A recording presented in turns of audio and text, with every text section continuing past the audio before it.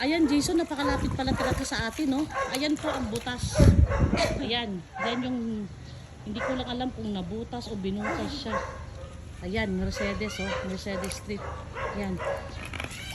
Antan daw. Kuya, ano yung pader na nabutas? Sasadyang binutas o nabutas? Oh.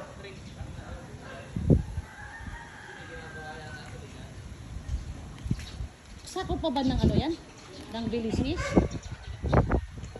Yung kabila, sako pa ba yan? Kaya nga, anong ginagawa dyan na kailangan butasin yung ano? Pader?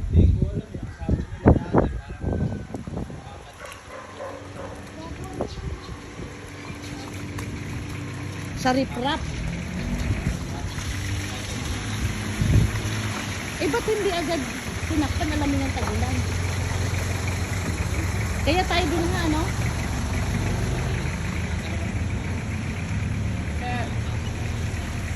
Ayan. Jason, ayan yan, no? Yan, no?